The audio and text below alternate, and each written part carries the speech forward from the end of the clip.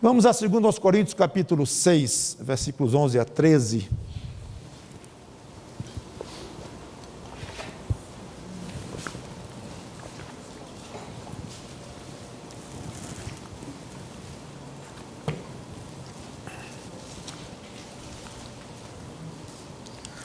Segundo aos Coríntios capítulo 6, versículos 11 e 13.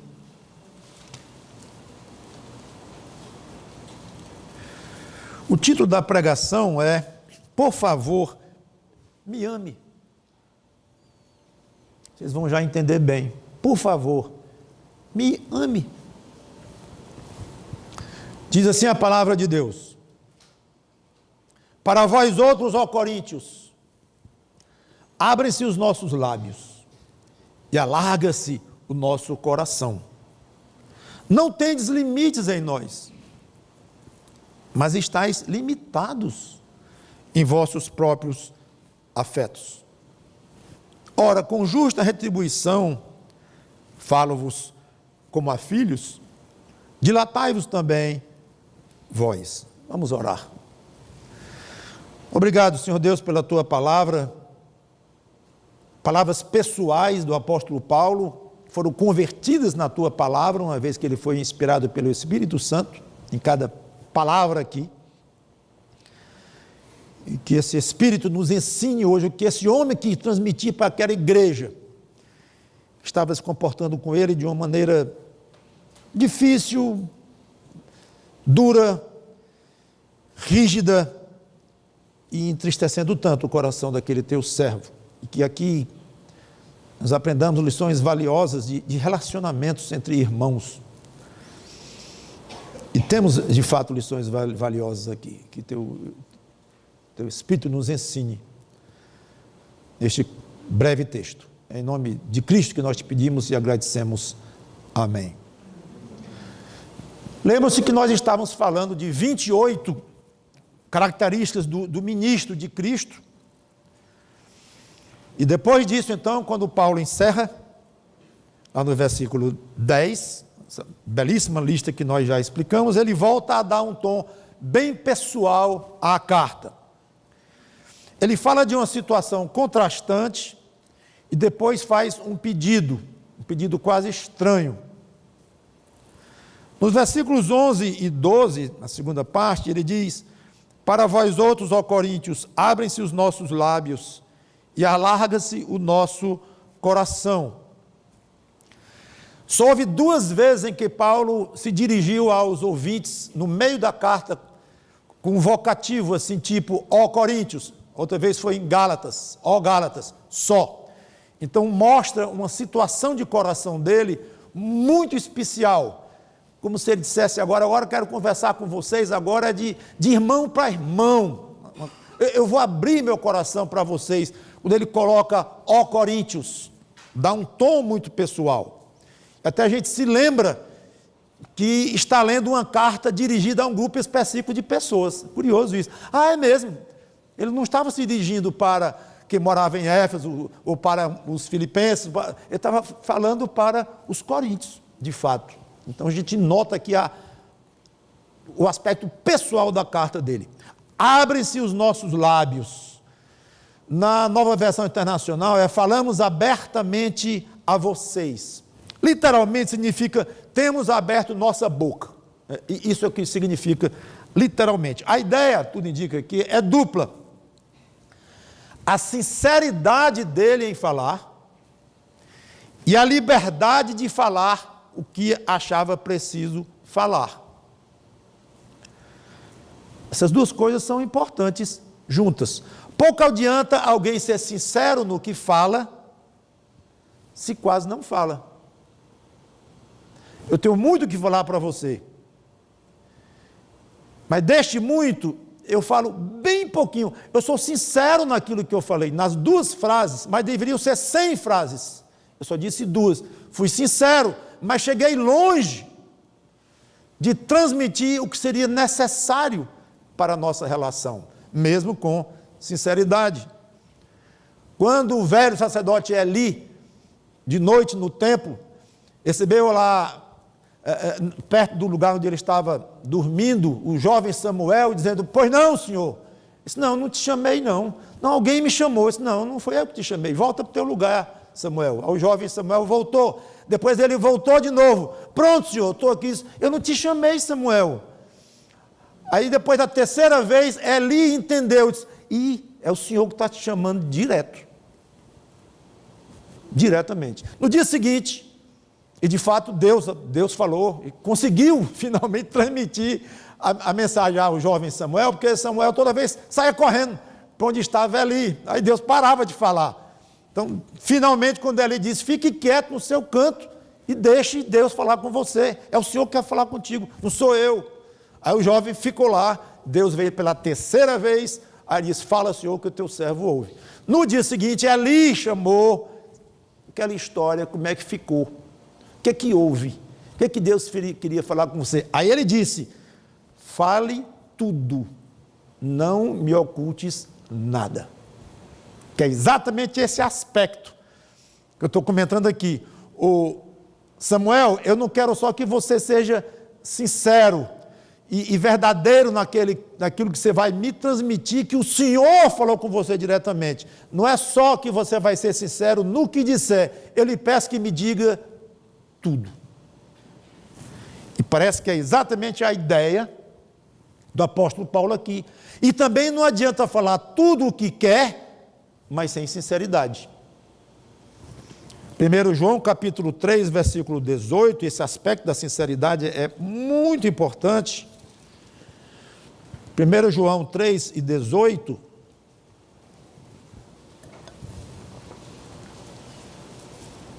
filhinhos, não amemos de palavra, nem de língua, mas de fato, de verdade.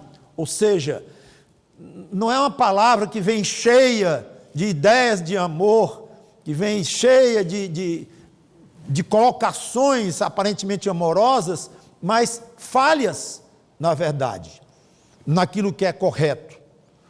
Ou seja, sem sinceridade. 1 Pedro 1 e 22, dentro dessa mesma ideia, nós lemos assim, 1 Pedro 1 e 22, tendo purificado a vossa alma pela vossa obediência à verdade, tendo em vista o amor fraternal não fingido, amai-vos de coração uns a outros ardentemente. Então nós vemos a ênfase dos dois apóstolos aqui. Eles colocam na importância da sinceridade ao falar. Abrem-se os nossos lábios. Vou dizer o que eu preciso dizer e o que eu quero dizer para vocês. E alarga-se o nosso coração. Alargar, literalmente, tornar amplo. É uma tradução excelente, alargar. Então, Paulo tinha o coração largo, generoso, amoroso para os coríntios. Agora veja o poder desses dois fatores juntos. Ele estava disposto a falar com sinceridade tudo o que era necessário e ainda por cima de maneira generosa, amorosa. Essa atitude generosa de coração é fundamental na relação entre pessoas e de maneira especial na relação entre irmãos em Cristo. Alguém pode dizer tudo para o outro, tudo o que é necessário, como disse Eli para Samuel: me diga tudo, não esconda nada. Então eu vou lhe dizer tudo o que eu preciso dizer. Fala com franqueza tudo o que precisa dizer, sem sair uma linha da verdade, mas ainda assim ser frio, duro, indiferente à sensibilidade do outro. E nosso querido apóstolo nos dá aqui uma receita valiosíssima para os nossos relacionamentos. Relacionamento pessoal é algo muito mais complexo do que parece.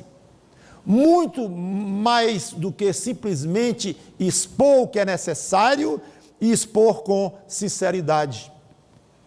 Falta algo ainda, mesmo considerando as importantes bases da verdade, da sinceridade e da liberdade de dizer o que quer dizer.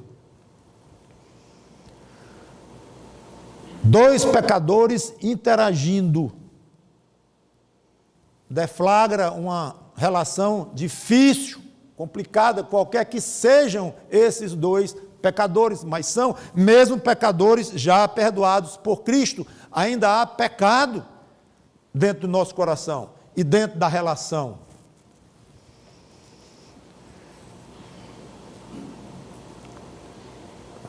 Sempre pense nos seus relacionamentos. Como estão sendo os seus relacionamentos? Com a sua mulher, com o seu marido, com seus filhos, com seu pai, com sua mãe, com seus vizinhos, com seus inimigos, com aquele que quer lhe ver destruído, alguém que não tolera você, alguém que fala mal de você, ou alguém que lhe despreza, ou alguém que lhe admira demais e exagera, com os seus empregados, se você os tem, com os seus patrões, se você os tem, com uma criança de 8 anos de idade, com um ancião de 90 anos de idade, relacionamentos, como estão? E hoje eu queria focalizar, aproveitando esse aspecto muito pessoal do coração de Paulo aqui, aproveitar este aspecto. Não é só dizer, eu digo a verdade, eu digo o que é preciso, não estou mentindo, eu sou franco. Não é só isto, não é só não estou devendo nada a ninguém. Quem quiser, levante aí e me diga se eu lhe devo alguma coisa, mesmo algum pedido de desculpa, ou dinheiro, ou seja o que for, não devo nada a ninguém. Mesmo assim, eu estou bem com as pessoas, de uma maneira geral, mas vai mais fundo, bem mais fundo do que simplesmente isto. E seria bom cada um fazer um balanço, começando em casa, indo para o aspecto profissional, das amizades e tudo. Como estão? Você tem discutido com pessoas, tem deixado pendências com pessoas, você tem recebido informações que você tem ferido pessoas, ou magoado pessoas, ou feito pessoas chorarem, ou pessoas que se afastam de você porque não estão conseguindo se sentirem confortáveis perto de você, pessoas complicadas também. Você falar em bom relacionamento com pessoas agradáveis, de uma personalidade excelente, de um coração deste tamanho, é muito fácil, mas quando a gente fala em dificuldade, a gente pensa logo, claro, em pessoas difíceis, pelo menos difíceis para você. Porque alguém pode ser muito difícil para você lidar e ser facílimo para eu lidar.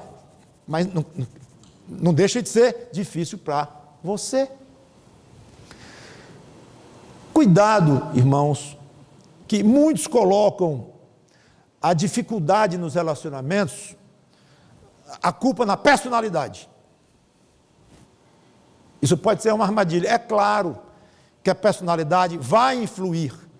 Um é mais calmo, é mais quieto, o outro é mais explosivo mesmo, o outro gosta mais de tomar satisfação do que o outro. Claro que isso influencia, mas não significa que isso explica tudo e que não haja critérios para se adotar e se perseguir nos relacionamentos. E aqui Paulo toca no nervo da questão. Ao lidar com pessoas, além de franco e aberto, era fundamental que ele fosse amoroso, pensando no bem do outro, no conforto do outro.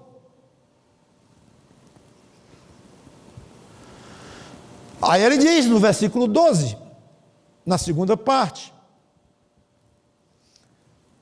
não tendes limites em nós. Ter limite significa estar num lugar estreito, apertado, comprimido. É como um resumo do que ele havia falado, algo como: meu coração está sempre disposto a se alargar por vocês. Porque ele já tinha dito lá, alarga-se o nosso coração. Muito bem. Mas ele achou pouco dizer isso. Aí disse assim: agora eu vou dizer até que ponto o meu coração está disposto a se alargar por vocês. Já está aqui, ó. já está chegando perto do limite, eu não aguento mais, com um pouco mais eu deixo vocês de lado, nunca mais piso em Corinto, nunca mais faço uma carta para vocês e tchau, entrego vocês à misericórdia do Senhor Jesus Cristo. Estou cansado de calúnia, estou cansado de acusações falsas, estou cansado de todo tipo de tratamento indevido, injusto, ingrato. Eu não aguento mais, meu coração já se alargou até o ponto em que ele era para se alargar, acabou-se. Não tendes limites em nós. Irmãos, isso é bonito demais. É tão bonito que é difícil acreditar. Paulo não ia ter limites? Ele disse que não. Então estava enganado ou estava mentindo, que eu não creio ser nenhuma dessas hipóteses, e que de todo o coração ele estava convicto de que ele estava disposto a aumentar e aumentar e aumentar o coração dele para ouvir coisas ruins. Não precisa aumentar muito o coração para receber agrados, carinhos, elogios. Ele não está falando disso. Ele está falando de exercitar o coração para receber injustiças. É para isso. Esse dilatar aqui é aguentando coisa ruim, suportando coisas difíceis. Agora, eu acho muito natural que uma mãe ou um pai olharia para um filho e dissesse sinceramente: meu coração não tem limites para se alargar no amor que eu tenho a você, meu filho. Não tem limites. Pode fazer o que quiser, mas meu coração vai absorver, porque um coração de mãe é um coração de pai. Também não vejo muita dificuldade um marido que realmente ama a sua mulher dizer: você não tem limite, de fato, no meu coração para se alargar. É um pouco mais difícil dizer isso para uma mulher ou para um marido do que para um filho. Os limites às vezes já são bem mais curtos, e tantos casamentos se rompem aí porque esses limites são curtinhos. Dizer isso com os pais, talvez dependendo da fase em que o filho está, adolescente, adulto, ancião, com o pai já bem velho mesmo, vai mudar um pouco esta atitude. Mas ainda admite-se que um filho consciente, responsável, diga para um pai ou para uma mãe, dizer: não, você sempre vai ser meu pai, você sempre vai ser minha mãe, então não vou colocar limite no meu coração para lhe suportar e aguentar coisas que eu acho que não deveria estar ouvindo, mas eu não vou colocar limite, não. Tudo bem. E até para bons amigos, excelentes amigos que você tem, daquele que você conta no dedo, você pode pensar a mesma coisa: eu não tenho limite para aguentar desse camarada, não. Deixa vir, que é um amigão, eu amo muito, e acabou-se. Então pode ter poucas pessoas no mundo em que você tem essa atitude, de fato, de uma maneira mais natural. Mas para Paulo, esse era o sentimento para qualquer irmão. Não era uma coisa limitada a um grupo muito especial de pessoas, filhos, pais, cônjuges, amigões e coisa desse tipo. Então, só em Paulo dizer que os coríntios não tinham limites nele, no coração dele, deveria deixá-los constrangidos. Só o fato, envergonhados pelo contraste de como eles o estavam tratando e de como eles eram considerados por Paulo. Mas Paulo acha pouco ainda, e ele quis deixar ainda mais explícito o tamanho da tristeza que os irmãos haviam lhe dado. Versículo 12, parte B.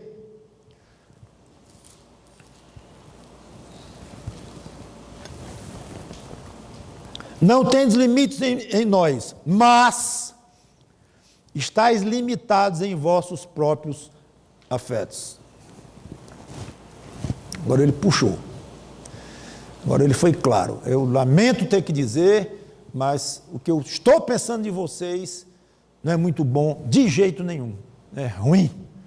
A verdade que eu vejo, o que está acontecendo, eu não disse que ia abrir o coração para vocês, eu não disse que ia dizer o que era preciso, que eu ia abrir meus lábios, pois eu vou dizer: enquanto eu alargo o meu coração, vocês estão o contrário. vocês estão presos no coração de vocês, nas emoções de vocês, mesquinhos, dando ouvido a calúnias maliciosas, abrindo o coração para falsos mestres, tudo o contrário. Aí eu fiquei pensando, houve uma carta escrita pelo próprio apóstolo Paulo para a própria igreja de Corinto, pouco tempo antes, a nossa chamada Primeiro aos Coríntios, em que tem um capítulo lá que estava fazendo muita falta naqueles irmãos. Não sei nem como é que Paulo disse, aproveitem agora e abram aquela carta que eu fiz para vocês e leiam a parte tal, que na época não devia ter o nome de capítulo 13 ainda, agora tem, que depois foi dividido em capítulos e versículos. Mas eu quero ir com vocês, neste ponto, a 1 Coríntios 13, para vocês verem que se eles estivessem aplicando o que Paulo, o próprio Paulo disse a eles mesmos, pouco tempo antes, numa outra carta anterior, como isso não estaria acontecendo. Esse era o problema dos irmãos lá em Corinto, para com relação a Paulo. 1 Coríntios 13, e eu passo a mostrar-vos ainda um caminho sobre modo excelente, ainda que eu fale a línguas dos homens e dos anjos, se não tiver amor, serei como bronze que soa ou como símbolo que retine. Ainda que eu tenha o dom de profetizar e conheça todos os mistérios e toda a ciência, ainda que eu tenha tamanha fé, a ponto de transportar montes, se não tiver amor, nada serei. E ainda que eu distribua todos os meus bens entre os pobres, e ainda que entregue meu próprio corpo para ser queimado, se não tiver amor, nada disso me aproveitará. Coisas bonitas que ele está dizendo aqui, lindas, mas que a parte do amor não funcionam. O amor é paciente, é benigno. Benigno. Estava faltando benignidade dos irmãos para com Paulo. Estavam maliciosos para com Paulo. Esse é um ponto fraquíssimo aqui do amor deles, naquele contexto. O amor não arde em ciúmes, não se ufana, não se ensoberbece, não se conduz inconvenientemente. Eles diziam que Paulo estava se conduzindo com inconveniência, inclusive prometendo a coisa sem cumprir, já expliquei isso. Não procura os seus interesses. Acusavam Paulo disso. Não se exaspera, não se ressente do mal, não se alegra com a injustiça. Paulo estava sendo injustiçado, mas regozija-se com a verdade. Tudo sofre, tudo crê. Eles não estavam crendo em Paulo, em tudo que Paulo estava dizendo. Ele estava dando ouvidos a pessoas que eram contra Paulo e negavam Paulo. Esse tudo crê não é um crer tolinho, infantil. Eu chegar para você e dizer, olha, eu vi um boi voando ontem. Aí você diz, eu não acredito, pastor Mauro, lamento muito. Então você não me ama. Não é assim, isso é ridicularizar o que está escrito aqui. Mas o amor é aberto para crer no outro, até onde ele pode crer. Ele tem largueza, que é exatamente o que Paulo disse, eu estou largo com vocês e vou largar mais ainda. Então, enquanto der para acreditar, enquanto der para crer, enquanto houver mínimos motivos de confiar no outro, confie. Não há ponto de ultrapassar o que é ridículo, o que é indigno, o que é evidente, que é uma mentira deslavada e coisa desse tipo, ou que é a imaginação de um louco, ou até não louco, mas de uma criancinha, que esse pode dizer mesmo que viu um boi voando e não está mentindo na cabecinha dela, porque ele acha que viu mesmo. Mas que é diferente. Mas o amor tudo crê, estava faltando isso para com Paulo. Tudo espera, tudo suporta. Estavam exigentes demais com Paulo. O amor jamais acaba, mas havendo profecias desaparecerão, havendo línguas cessarão, havendo ciência passará, porque em parte conhecemos, em parte profetizamos. Não vou explicar isso agora. Quando, porém, vier o que é perfeito, então o que é em parte será aniquilado. Quando eu era menino, falava como menino, sentia como menino, pensava como menino. Quando cheguei a ser homem, desisti das coisas próprias de menino. Porque agora vemos como em espelho, obscuramente, então veremos face a face. Agora conheço em parte, então conhecerei como também sou conhecido. Agora, pois, permanecem a fé, a esperança e o amor. Estes três, porém, o amor destes é o maior, ou o maior destes é o amor. Era isso que estava faltando neles. Afetos limitados, sentimentos limitados para com Paulo. E é impressionante como Paulo ainda não achou suficiente o que ele tinha dito, que não tinha limites para dilatar o seu coração para com os irmãos, e que eles, ao contrário, estavam limitados com eles. Agora ele parte para um pedido direto, que é o que dá o título à pregação. Versículo 13, voltando então a 2 Coríntios 6.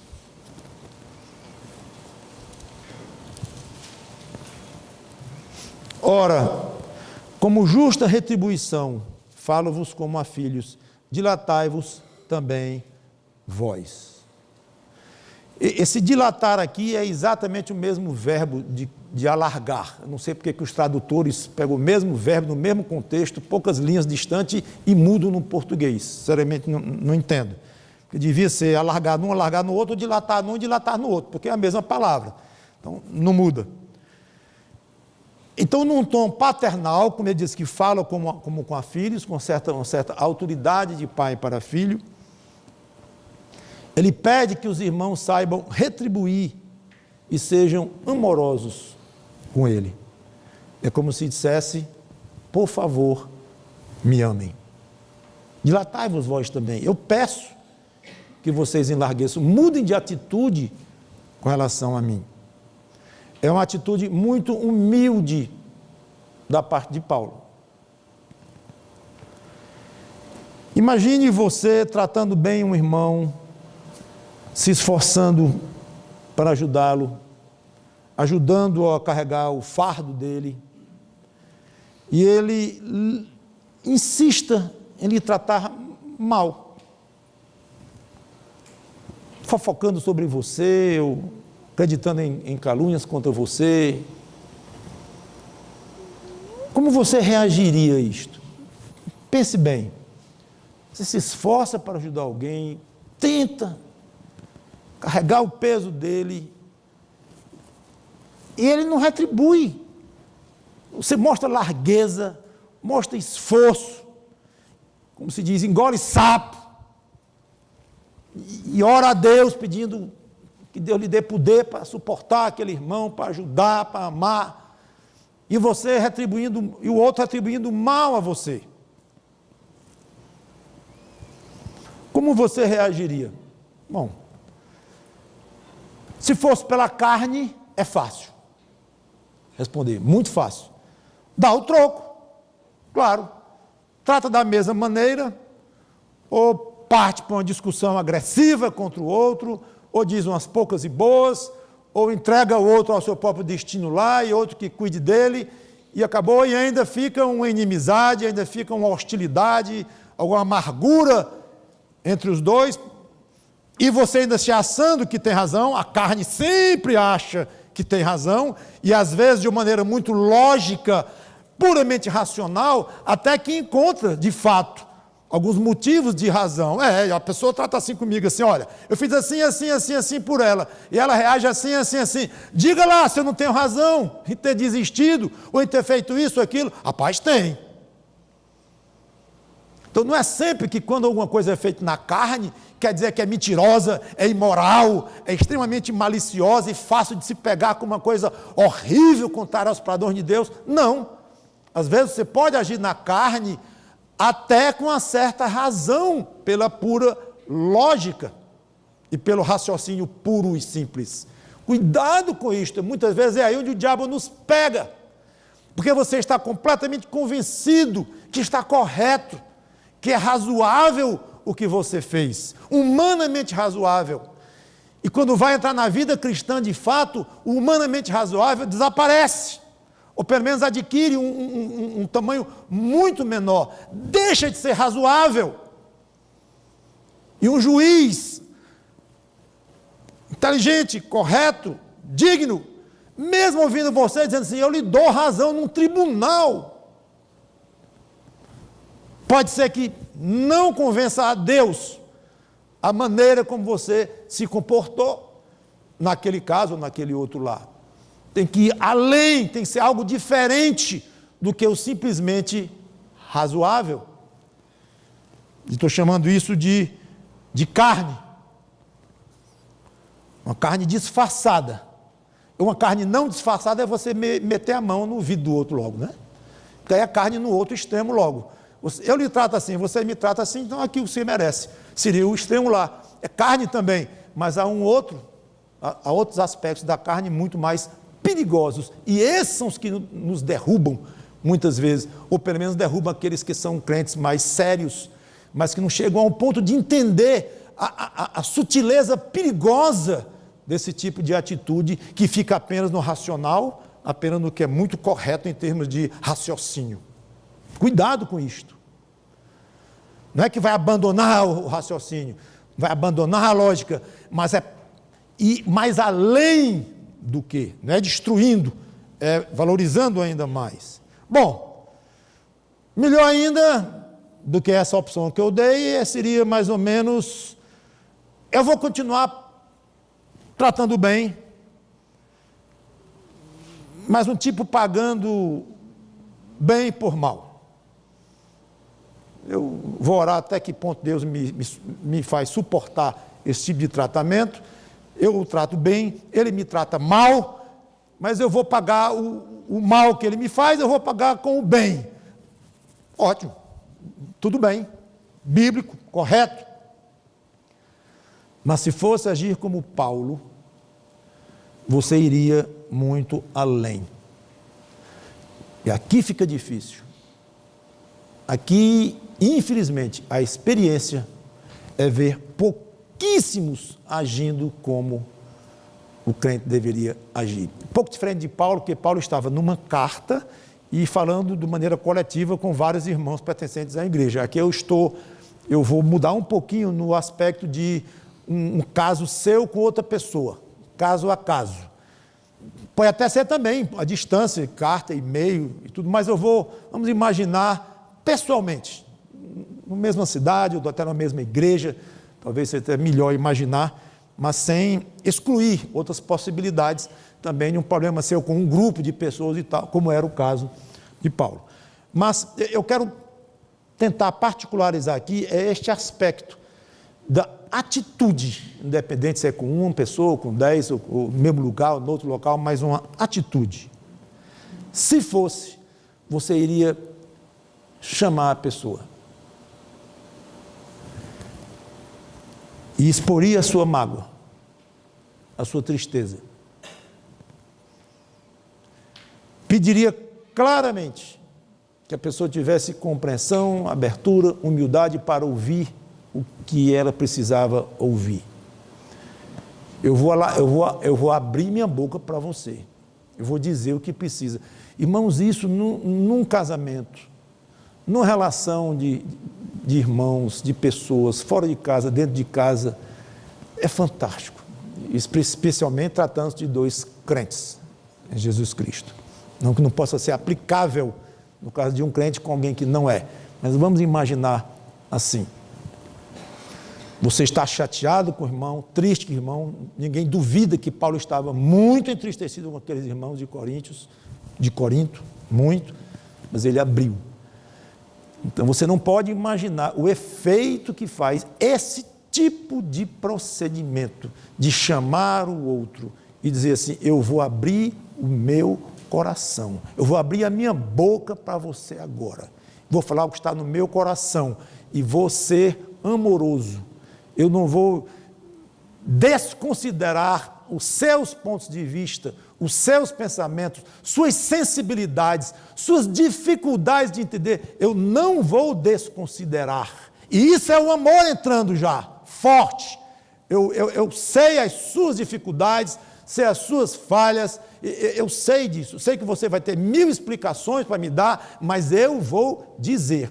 E no que eu vou dizer aqui não é para lhe esmagar, eu não quero pisar em você ao dizer que seu coração está estreitado, como Paulo disse, vocês estão limitados nos vossos afetos. Eu não estou dizendo isso para humilhar vocês, ou para esmagar vocês. Eu quero ajudar vocês e mostrar como vocês estão falhos nas relações que Cristo espera entre irmãos.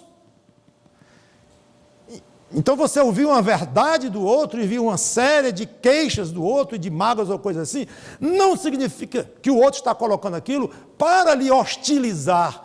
E muitas vezes é isso que entra numa discussão conjugal ou de qualquer forma. É isto que entra. Você quer me agredir.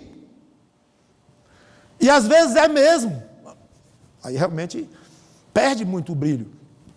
Mas quando não é, o outro pode dizer, não.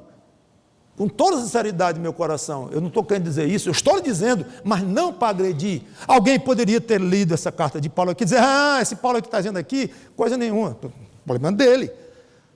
Se ele não aceita o que Paulo estava dizendo, ou se ele entende o que Paulo está dizendo como uma agressão, agora eles vêm nos dizer que nós estamos limitados, interessante. Ele é o bonzinho lá, ele que alarga o coração, e nós aqui poderia ter tido todo tipo, e deve ter tido todo tipo de reação. Mas aí já não mais estava com a responsabilidade de Paulo como crente de dizer para eles, porque ele estava sendo sincero. Então, se você creia na sinceridade do outro, o amor tudo crê, quem está dizendo aquilo não é para lhe ofender, não é para lhe magoar, mas para lhe ajudar, você parar de errar e melhorar aquele relacionamento, seja em que nível for. Examine isso que eu estou lhe dizendo, e eu vou dizer, claramente eu vou lançar o meu pedido aqui. Me trate com amor cristão. Me trate com amor cristão. Por favor, me ame. Porque eu estou tentando lhe amar. Certamente não com a nota 10. Que eu não entendo que Paulo tinha nota 10. Ninguém tem nota 10, a não ser o nosso amado Senhor Jesus Cristo. Esse amava como nota 10. E muitas vezes a gente nem entendia o amor dele, que era meio duro. Também difícil de entender às vezes, mas era amor puro. Paulo não tinha amor puro, 100%? Claro que não. Nenhum de nós tem. Mas pelo menos você pode estudar o que é o verdadeiro amor bíblico e dizer assim, é o meu objetivo de vida. Enquanto eu viver nesta terra, eu estarei amando o melhor possível, em termos cristãos, minha mulher, meu marido, meus filhos, meus amigos, meus inimigos, todo mundo. O desconhecido, o conhecido, aquele que eu me encontrei na vida, ou aquele que eu me encontro todo dia, não importa. É o meu objetivo.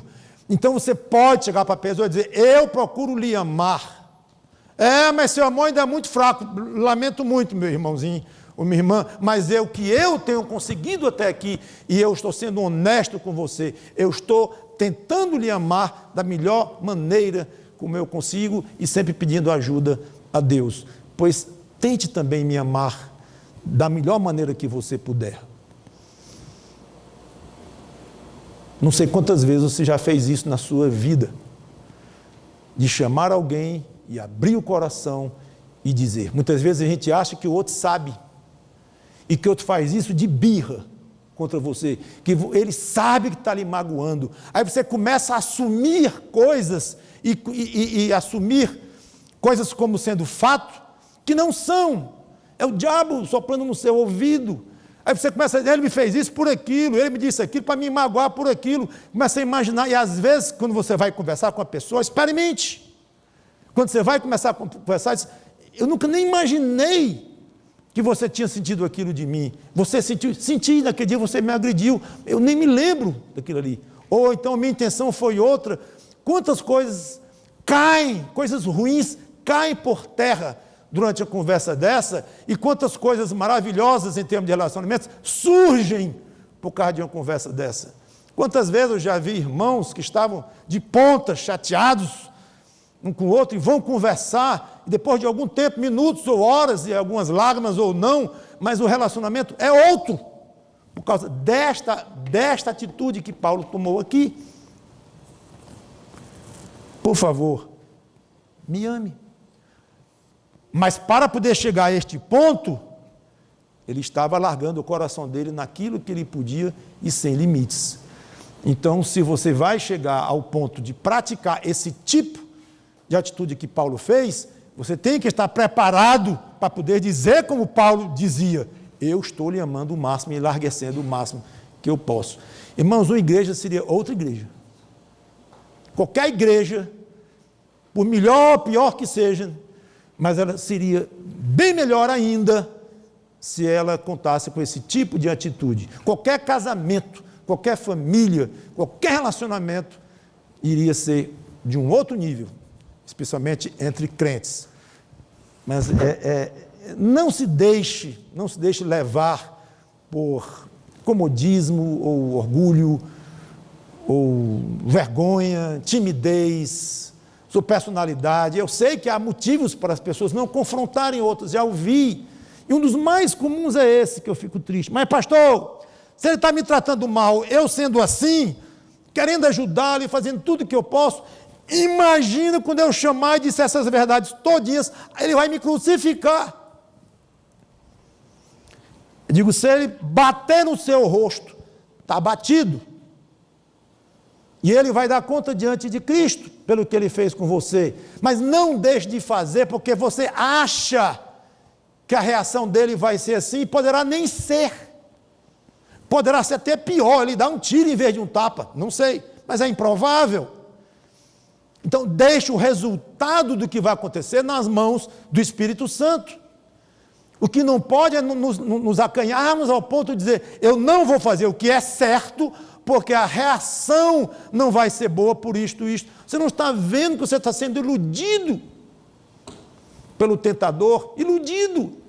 Não deixe de fazer o que é certo, em termos de relacionar-se, de falar, de conversar, mesmo que você seja tímido, se trema todinho, chore, esperneie, cada um tem sua reação. Para alguns eu sei que é extremamente difícil isso, mas eu já me lembro de situações minhas pessoais de confronto em que eu não conseguia falar, as pernas tremiam de uma maneira terrível, e eu acostumado a falar em público e tudo mais, houve algumas ocasiões que eu digo, não vai ser mais nada aqui não, a boca tremia, as pernas, horrível, vontade de sair correndo dali, mas era o certo, tinha que ser feito, e pessoalmente nunca me arrependi, nunca, e eu acho que não tem um crente que possa dizer que se arrependeu de ter agido desta maneira. Claro que com falhas, todos temos falhas, de todas as formas, mas pelo menos tentamos alargar o coração mais e mais, e se preciso for dizer, o seu, eu acho que não está alargado, dê um jeito de alargar, e me ame mais, eu vou tentar lhe amar mais, e vamos nos abraçar aqui em Cristo. Vamos orar. Obrigado, Senhor Deus, pela Tua palavra, essas lições aqui simples, mas valiosíssimas do Teu apóstolo, se sentindo por baixo, se sentindo agredido, se sentindo injustiçado, mas é impressionante como esse homem era possuído pelo Teu Espírito, pelo Espírito de Cristo, que alargou de uma maneira incomensurável o coração dele para nos abraçar e nos aceitar no seio dele. Muito obrigado, Senhor Deus, por esse tipo de atitude, e que nós sejamos menos rigorosos com a lógica, com o que é correto, o que não é correto aqui e ali, e deixemos isso mais em segundo plano, sem desprezarmos, mas ao mesmo tempo sendo magnânimos com relação a isto, e nos humilharmos de uma maneira correta, e abrir o coração para os irmãos, amar os irmãos desmedidamente, e se preciso for, olhar para os olhos de um ou de outro e dizer, por favor, me ame também. Vamos nos amar em Cristo, porque Ele tanto amou a você e a mim. É em nome dele que eu te peço por estas coisas e te agradeço, Senhor Deus. Amém.